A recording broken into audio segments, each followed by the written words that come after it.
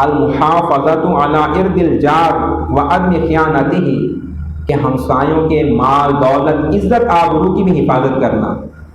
جب پتہ چلا کہ یہ سارے گھر سے کہیں چلے گئے ہیں تو ان کے گھر میں چوری ہو گئی، ان کے گھر میں واردات ہو گئی۔ اور یہ بھی دیکھنے میں آیا ہے کہ جب پتہ چلا کہ اس گھر کے جو مرد ہیں بڑے ہیں وہ دوسرے شہر میں کام کاج کرتے ہیں یا سارا دن کام کاج کرتے ہیں، تو گھر میں جو بچیاں ہوتی ہیں، عورتیں ہوتی ہیں، ان کے ساتھ خائن قسم کے لوگ، بددیانت قسم کے لوگ ان کی عورتوں پر ڈورے ڈالنا شروع کر دیتے ہیں، ناجائز تعلقات بنانے کی کوشش کرتے ہیں۔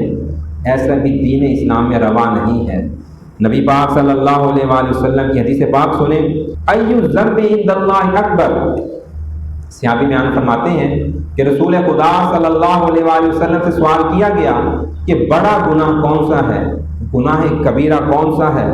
قال ان تجعل للہ ندا، کہ تو اللہ تعالیٰ کا شریک ٹھہرا، وَهُوَ خَلَقَكَ، حالانکہ اس نے تجھے پیدا کیا ہے۔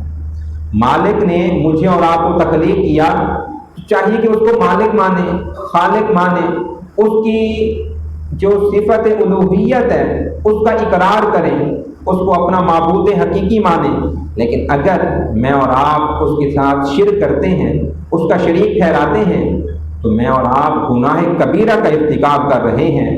اللہ پاک نے قرآن مقدس میں فیصلہ دیا ہے کہ اللہ پاک ہر گناہ معاف کر دے گا، کر سکتا ہے، لیکن شرک کو وہ معاف نہیں کرے گا۔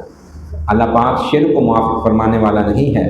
ثم ایون، صحابی بیان فرماتے ہیں کہ نبی پاک صلی اللہ علیہ وآلہ وسلم نے سے دوبارہ پوچھا گیا، پہلے نمبر پر تو ہو گیا شرک، گناہ اکبر، پھر فرمایا ثم ان تقتل ولدک خشیۃ ان یطعم معک، کہ تو اپنی اولاد کو اس ڈر سے قتل کر دے کہ وہ تیرے ساتھ کھائیں پیئیں گے۔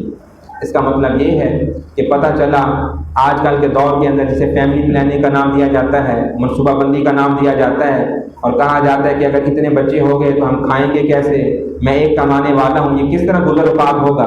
حضور فرما رہے ہیں کہ اگر اس ڈر سے اپنی اسقاط حمل کروایا جا رہا ہے، یا احتیاط برتی جا رہی ہے، یا کسی اور ہیلے بہانے سے تو اپنی اولاد سے ڈر گیا ہے اس کی دنیا میں وجود پذیر ہونے کے لیے، تو بھی گناہ کبیرہ کا ارتکاب کر رہا ہے۔